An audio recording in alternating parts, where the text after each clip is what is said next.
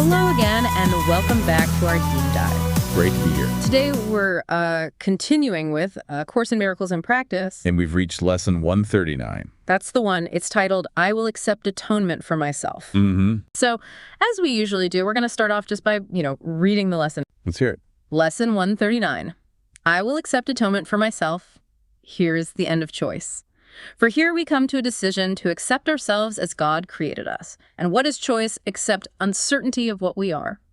There is no doubt that is not rooted here. There is no question but reflects this one. There is no conflict that does not entail the single, simple question, what am I? Yet, who could ask this question except one who has refused to recognize himself? Only refusal to accept yourself could make the question seem to be sincere. The only thing that can be surely known by any living thing is what it is. From this one point of certainty, it looks on other things as certain as itself. Uncertainty about what you must be is self-deception on a scale so vast, its magnitude can hardly be conceived. To be alive and not to know yourself is to believe that you are really dead. For what is life except to be yourself, but you can be alive instead? Who is the doubter? What is it he doubts? Whom does he question? Who can answer him? He merely states that he is not himself and therefore being something else becomes a questioner of what that something is. Yet he could never be alive at all unless he knew the answer. If he asks as if he does not know, it merely shows he does not want to be the thing he is. He has accepted it because he lives, has judged against it and denied its worth, and has decided that he does not know the only certainty by which he lives. Thus he becomes uncertain of his life. For what it is has been denied by him. It is for this denial that you need atonement. Your denial made no change in what you are, but you have split your mind into what knows and does not know the truth. You are yourself. There is no doubt of this, and yet you doubt it.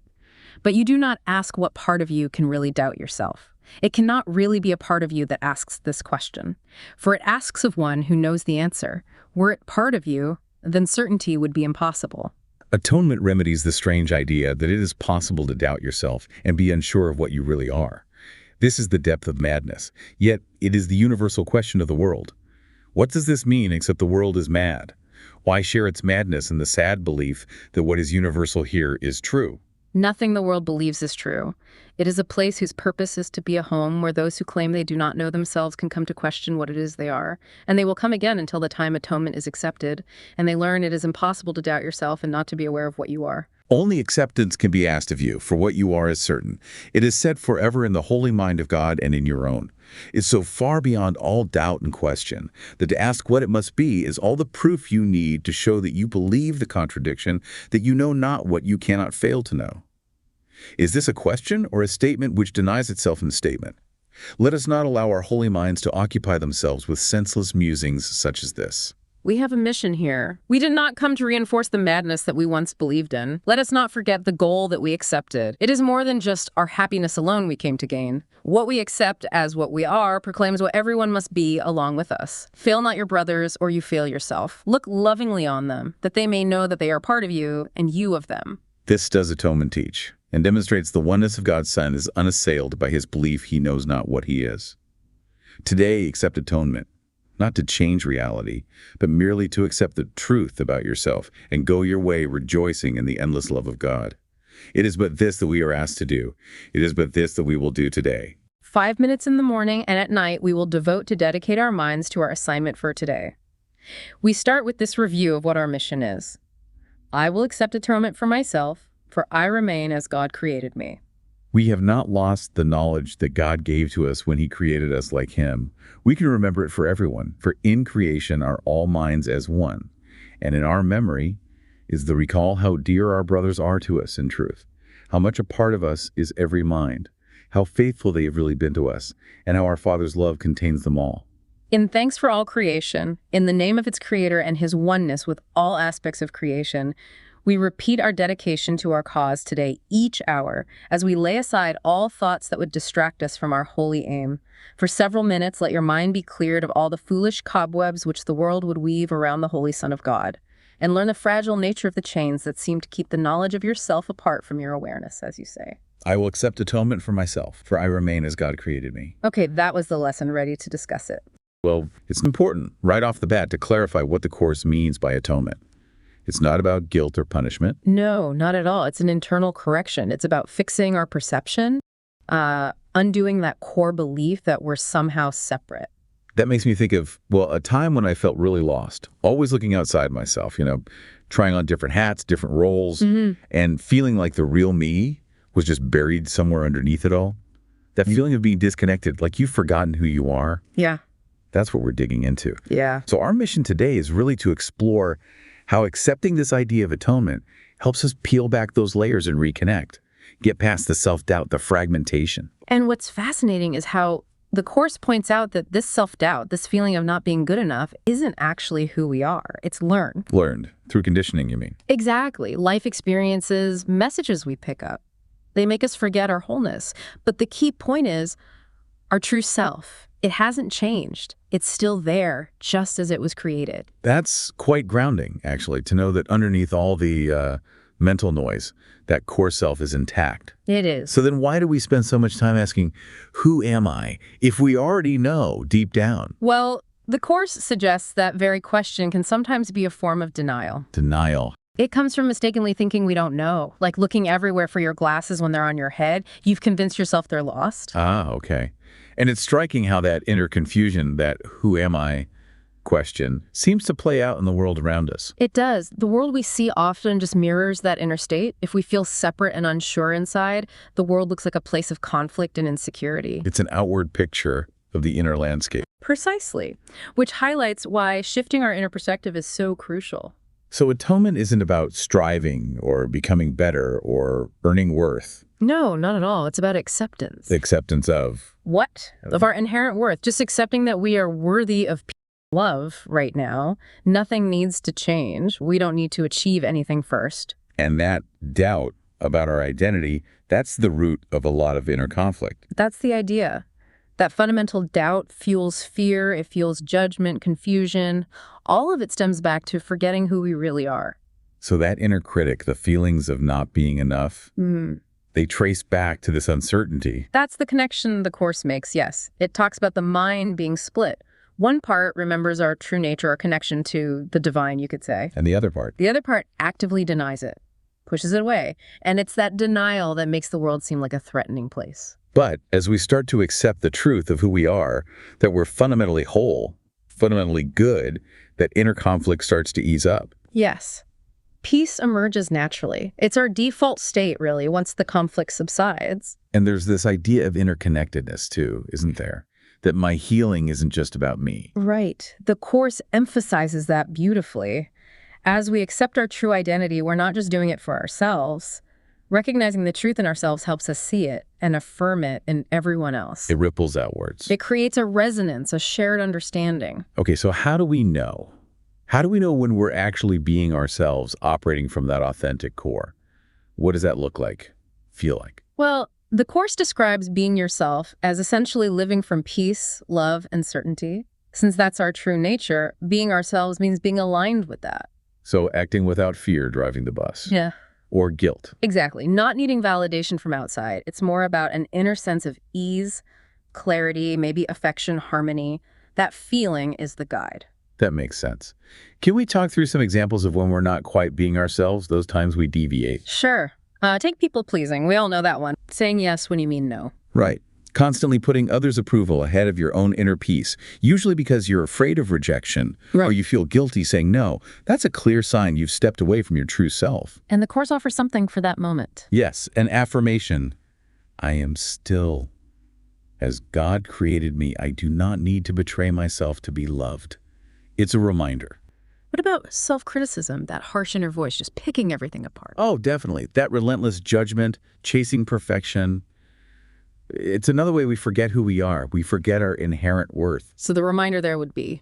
Something like, my worth is not measured by performance. I am as God created me, whole and innocent. It helps detach your value from what you do or achieve. Your worth is just there. Yeah. Unconditional. And when we hold back, withhold kindness or connection, maybe because we feel hurt or defensive. That closing off, that withdrawal, it's also a sign of moving away from our true loving nature. You could ask yourself, what part of me thinks it's safer to hold back love right now? And then affirm, I share God's love because I am it. It brings you back to your natural state, which is loving. Okay. Another one I see is getting totally wrapped up in roles, like being just the parent or just the employee and losing yourself in it. Yes, over-identifying with roles. They're part of life, of course, but they aren't the sum total of who you are. When a role drains you or defines you completely, it obscures your real identity. So the realization is, I am not this mask. I am the piece behind it. Recognizing that still, quiet center that exists beneath all the roles we play. so those are examples of not being ourselves. What are some moments of being truly authentic? What does that look like in daily life? Well, they can be pretty simple, actually. Maybe it's saying no kindly but firmly without needing to justify it endlessly. Or feeling calm inside even if someone disapproves of you. Exactly. Or offering help or compassion just because without needing any credit or thanks. Just genuine actions. Yeah. Laughing freely, crying honestly without feeling ashamed, speaking your truth, but gently. These are all just expressions of being aligned with your true self. Those paint a good picture. Mm-hmm. So how do we actively bring this into our day-to-day, make it practical? The course gives some really helpful exercises. One is a daily centering practice, morning or night, maybe both. Okay. What does that involve? Just taking a few minutes, sit quietly, focus on your breathing gently, and repeat the core affirmation for this lesson. I will accept atonement for myself, for I remain as God created me. And the goal is? To just let go. Let go of the roles, the worries, the self-criticism, and just rest in being. Just be for a moment. That sounds, well, really beneficial. A way to anchor the day. Yeah. Any other practices? Yes, there's an hourly reset. Simple idea. Set a reminder on your phone or watch. Every hour. Every hour, just pause for a second, take a breath, and repeat that same affirmation. I will accept atonement for myself, for I remain as God created me. Like a little mental cleanse throughout the day. Exactly. It helps clear out any fear or worry that might be building up without you noticing. Keeps bringing you back. Frequent reminders. I can see the value in that. What else? Then there's a practice you can call spot the split. Spot the split. Okay. When you feel that tension rising, you get upset, triggered, defensive. Just pause and ask, am I being my true self right now? Or am I trying to be someone else, reacting from fear or ego? Bringing awareness right into the difficult moment. Yes. And then follow it with, I choose to return to the truth of what I am. It helps you catch yourself when you drift away from that peaceful core. That's a very direct way to intervene. It is. And related to that is how we handle conflict. When someone really pushes your buttons, Happens to us all. instead of reacting outwardly or stewing inwardly, try silently affirming, this person is part of me. I will not deny who I am by judging them. Because judgment reinforces separation. Precisely. The Course teaches we're all interconnected, fundamentally one. Judgment denies that. This affirmation helps bring your mind back to oneness, even when faced with conflict. It dissolves the perceived separation. That changes the whole dynamic of conflict. It really can. And finally, there's journal reflection. How does that work here? Using a simple prompt like, where today did I forget who I am? Where did I remember? The key here is not self-criticism. Just observation. Yes, just notice the patterns. Oh. When did you feel aligned? When did you feel off? Then gently release it, guiding yourself back to your truth. It's about awareness and release. So wrapping it up, Lesson 139 is really a call to remember. Not to go searching for something new, but to remember what's already true about us. That's the heart of it. Stop pretending we don't know who we are. Choose to accept that truth, live from it, extend it. And the core practice, the anchor for all of this, is that central affirmation. I will accept atonement for myself, for I remain as God created me. It's the invitation back home to your true self. Well, this has been a really clarifying deep dive. I feel like I have a much better handle on it. I hope you, listening, have gotten a lot out of this too. I agree. It's such a foundational shift, accepting this. Okay, so let's quickly recap the key takeaways from Lesson 139. The main idea is using atonement to remember our true identity. And atonement in the Course means correcting our perception, undoing the belief in separation. We learned that self-doubt isn't innate. It's learned, but our true wholeness is untouched. And asking, who am I, can sometimes stem from denying we already know. Our inner state is often reflected in the world we see. Atonement is about accepting our worth, not striving. Right? And inner conflict comes from doubting our identity, which breeds fear and judgment. The mind can feel split remembering truth versus denying it, and that denial makes the world look fearful. Accepting our true, unchanging nature brings peace, and our healing helps everyone because we're interconnected. Being yourself means living from peace, love, certainty, We talked about examples of not being yourself, people-pleasing, self-judgment, withholding love, getting lost in roles and the affirmations to counter them. And contrast that with moments of being yourself, setting kind boundaries, feeling calm, regardless of opinions, giving compassion freely, laughing, crying honestly, speaking truth gently. Then the practical steps. Daily centering with the affirmation, I will accept atonement for myself, for I remain as God created me. The hourly reset with the same affirmation. Using spot the split in tough moments, asking, am I being my true self? Applying compassion in conflict by affirming, this person is part of me. And finally, journal reflection. Where did I forget? Where did I remember? Focusing on noticing and releasing, not judging. The bottom line, Lesson 139 calls us to remember, not seek, who we already are. And live from that truth, guided by the practice. I will accept atonement for myself, for I remain as God created me. This has been a really enlightening discussion. I hope you, our listeners, got as much out of it as we did. If you have comments or questions or something you'd like us to discuss, you can email us at acim@theworldharmonyproject.org. Also, you can follow us on TikTok. We are at The World Harmony Project. Hope you'll be here tomorrow for lesson 140. I will be here. I wasn't talking about you. I know.